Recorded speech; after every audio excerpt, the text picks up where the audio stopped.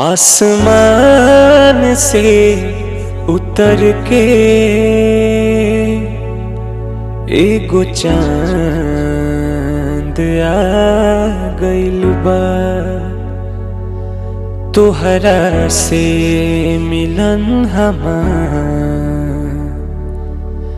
बड़ी भाग से भइल बा।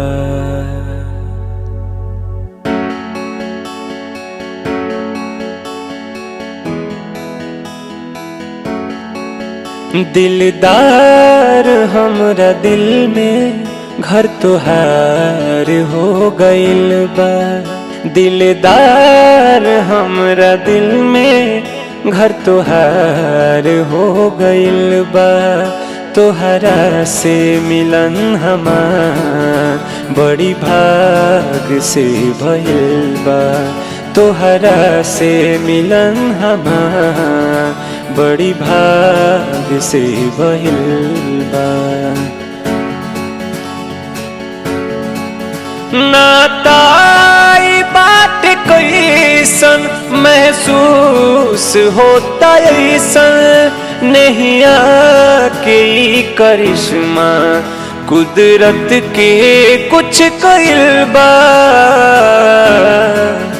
दिलदार हमरा दिल में घर तोहार हो गइल बा। तोहरा से मिलन हमार बड़ी भाग से भइल बा।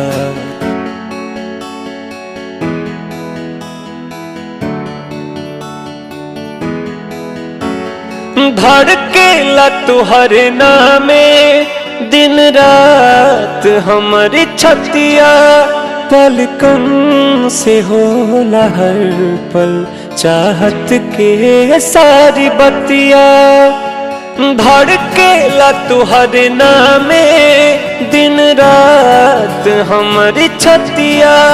पलकन से होला हर पल चाहत के सारी बतिया।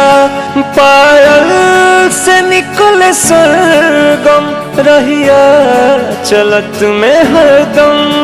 पागल पवन के झोंका मस्ती में मस्त बा। दिलदार हमरा दिल में घर तोहार हो गइल बा।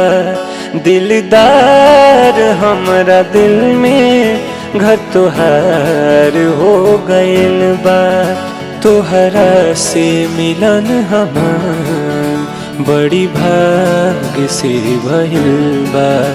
तोहरा से मिलन हमार बड़ी भाग से भइल बा।